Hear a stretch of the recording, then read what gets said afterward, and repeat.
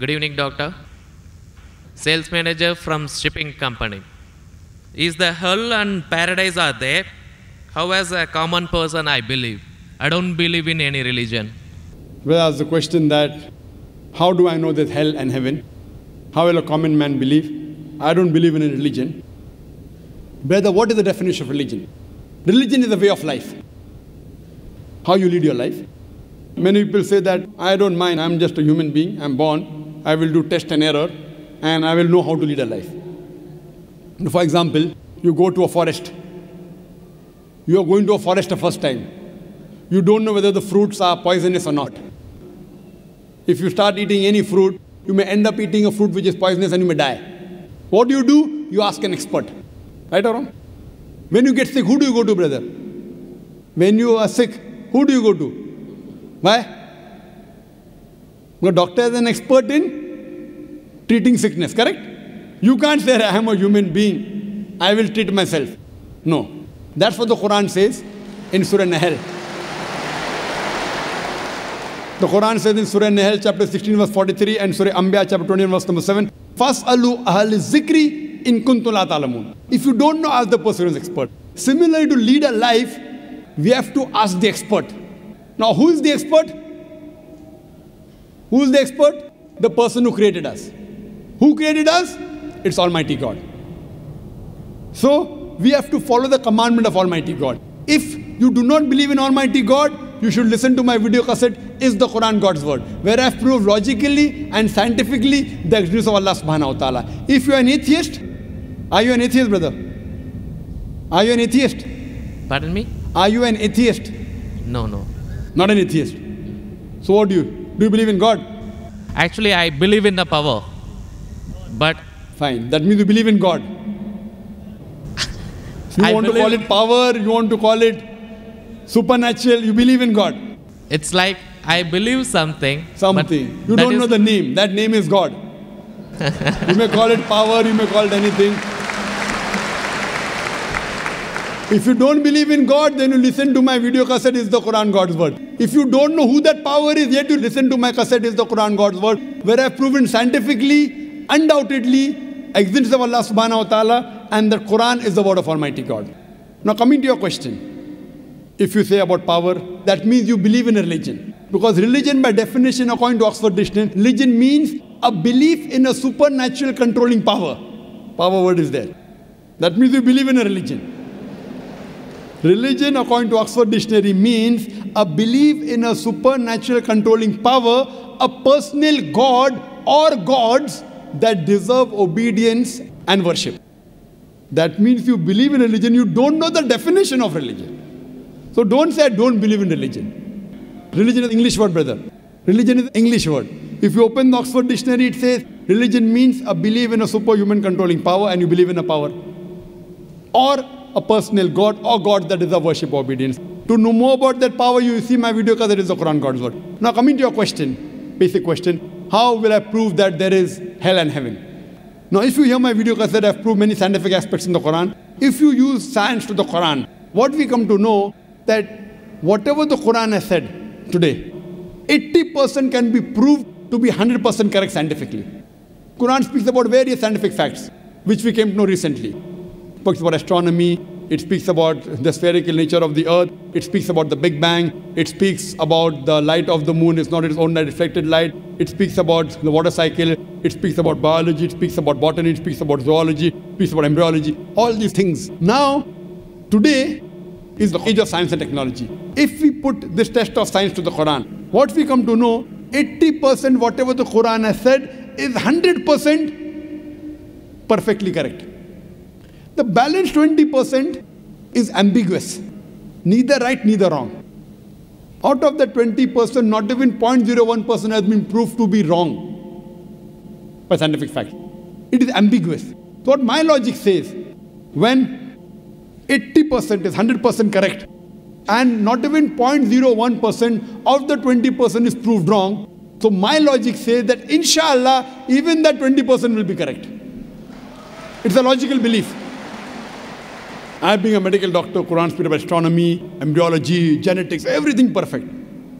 Then you ask me, brother, you being a doctor, you believe in hell? believe in heaven? You believe in jinn? You believe in life after death? So my logic says, inshallah, even the other 20% in the Quran, which science hasn't reached up to that level. Science cannot prove it. Maybe science will prove 50 years later or 10 years later. But today science hasn't reached that level. So in this way, I believe whatever 20% which science hasn't proved to be right or wrong, inshallah, even that will be right. This is one way to prove about hell and heaven. There's another way, simple way, without reading Quran. Brother, I am asking a simple question. Is robbing good or bad? Robbing is good or bad? Robbing is bad. Bad. Yeah. Raping a girl is good or bad? No, bad. Bad. Okay, now I am asking you a question. Logically, I suppose happen to be the biggest mafia. Hypothetically. I am a big robber. You prove to me logically and scientifically. I am a very logical person. I am a scientific person. I am a logical person and scientific person. You prove to me why robbing is bad for me, and I will stop robbing. Only one reason you give me, one good reason why robbing is bad for me, and I will stop robbing. It hurts others. It hurts people. It hurts others. What difference does it make to me? If it hurts, if I rob 1,000 riyal, it is benefiting me. I can see movie. I can go to a 5-star hotel. What difference does it make whether it hurts others? Does it hurt me? I told you, prove to me why it is bad for me, not for others. I am least bothered about the others. Why is it bad for me? When I am robbing 1,000, if it hurts him, no problem. What difference does it make to me? If it hurts somebody else, does it make a difference to me? I can enjoy, I can see movie. I can eat chicken biryani. I asked you, give me one logical reason why it is bad for me, not why it is bad for others. I am a big mafia. I am powerful. I am a scientific person, logical person. Prove to me one good reason, logical, why robbing is bad. I will stop robbing. Come on. Another try, brother. Another try. One more try. Why it is bad? No answer. No answer. Try. There are 20, 30 reasons, 100 reasons you can give. Actually, as you said, the religion means the way of life. Not religion. Why robbing is bad? Tell me. Don't go to religion. No.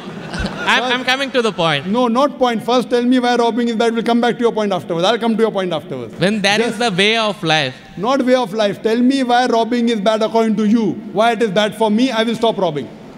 Up to me, it hurts others. So, but what difference does it make to me when it hurts others? Does it hurt me? Of course, why it is bad for me, not why it is bad for others. Once we come to the society, we have to face them. Okay, once we come to society, you have to face them. I'm facing them. What's what? Why it is bad for me? The society won't respect us. What difference does it make whether respect or not? I can eat chicken biryani. I can go and see a movie. I can go to a 5-star hotel. What difference does it make to me if society respects or not? Imagine someone respects society. The poor person doesn't have food to eat. He'll be happy? No. You require food to eat or not? You require food to survive? Only society respecting. The person is starving to death. In India, thousands of people are starving to death. What difference does it make? I must give me one good reason why robbing is bad. I stop robbing. Why it is bad for me? Can anyone else help him out? Why robbing is bad? Why robbing is bad?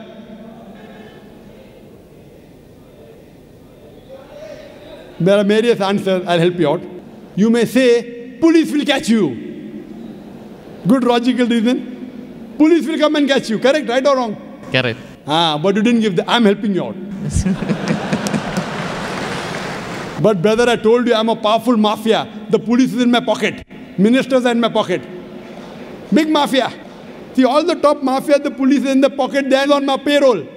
The police is on my payroll. What will they catch me? Small robber like you should not rob. You will get arrested. I'm a top mafia. The police is on my payroll. Even the ministers are on my payroll. They are in my pocket. So small robber like you should not rob. Big mafia like me can rob. Another reason, I'll help you out. Maybe somebody will come and rob you. Yes. No one can rob me because I've got 100 bodyguards. All of them hiding behind the stage. Bodyguards. Small robber robs, somebody will rob him. No one can rob me because I've got bodyguards. Hundreds of bodyguards with AK-47. So logically, you cannot prove at all why robbing is bad. With all your science and technology, you cannot prove robbing is bad. So shall I take it in that way? It is to make people fear that, if you do wrong things, then when you die. What wrong thing? Where is robbing wrong? First you prove it is wrong, na? Where is robbing wrong? You haven't proved to me robbing is wrong. When you prove robbing is wrong, then you can say don't do wrong things, na? Therefore, what is good, what is right, you require a creator to tell you. You require a doctor to tell you what food is good, what food is bad. This fruit is poisonous, this is healthy for you. Apple is healthy for you, wild berries are poisonous for you. A doctor tells you. There's no better doctor than Allah subhanahu wa ta'ala. Logically speaking, brother, that mafia has got bodyguards. No one can harm him. And believe me, there are many examples. He dies a very comfortable death. But I am asking a simple question now, brother. Don't you think that there should be justice? Brother? Yes. Justice. Someone should punish him or not? Law is there. But the law cannot punish every human being here. Why? There are many mafias in Italy. There are many underworld people in India. And the law can't do anything to them. The law is in their pocket. But yet, you as a common man, don't you think you should be punished? Raping is good or bad? There are many people who rape. They rape the girls. No, nothing. The law cannot catch them. So don't you think he should be punished? Yes or no? Yes. But there are many people you see in this world who are big mafias. They die comfortable, that they are rich, they are millionaires. There should be some justice. The reply is given by Creator. Surah Al-Imran, chapter number 3, verse number 185. Allah says, Kullu nafsin zaikatul maut. Every soul shall have a taste of death. But the final recompense will be on the day of judgment. This life is just mere chattels of deception. If there is no life after death, this life is of injustice. What we say, that the total justice would be on the day of judgment. Our Creator Almighty God will give justice. I tell the person, fine, you may be a big robber. For example, you are that mafia, now I am a Muslim. No one can harm you. Police is in your pocket. Then I ask you, justice is required? Yes. If someone robs you, no one can rob you, agree. But don't you feel there should be justice? There are many robbers, there are many evils, there are many criminals who go scot-free. Unless there is life after death. You cannot prove robbing is bad. You cannot prove raping is bad. Unless there is life after death, no humanity, no book on humanity, no Mother Teresa, no Mahatma Gandhi can prove robbing is bad without the concept of life after death. Because I am asking you a question. Hitler. History tells us Hitler incinerated 6 million Jews. How many Jews? 6 million. 6 million. Suppose the law catches Hitler. What punishment can you give Hitler so that you can compensate for he has burnt 6 million Jews alive? Can you give him any punishment? Brother. We have to put him in jail till his life death. Okay, will it be equivalent to burning 6 million Jews? Is burning better or putting in jail better? It's burning is, of course. So maximum you can do is burn him alive. But that will be equal to 1 out of 6 million. What about the remaining 5,999,999 people? What about that? What justice is your Lord going to do? But the Quran says in Surah Nisa, chapter number 4, verse number 56, as to those who reject our signs, we shall cast them in the hellfire, and as often as the skins are roasted, we shall give them fresh skin so that they shall feel the pain. If Hitler killed 6 million Jews, Allah says he can put him into hellfire and give him fresh skin again. 6 million times Allah can burn him. Not here, in the hereafter, in the hell. So only way I can prevent Hitler from killing 6 million Jews is tell him that here you kill 6 million Jews, Allah will burn you 12 million times in the hereafter. You can't give him that thing here. What you realize, without the concept of hell and heaven, you cannot prove robbing is bad. You cannot prove raping is bad. That's the reason our Creator Almighty God, who has created the human beings, He tells us what is good, what is bad for us. And He tells us the rules and regulations. This is called as religion. So first you have to find out which book is the authentic book which has been revealed by this Almighty God. And when you do research, you will come to it, that is the Quran. All the scriptures speak about Almighty God, and all the scriptures, they point out to the last and final revelation, the Quran, and last and final messenger, Prophet Muhammad, peace be upon him. Hope that answers the question. Thanks.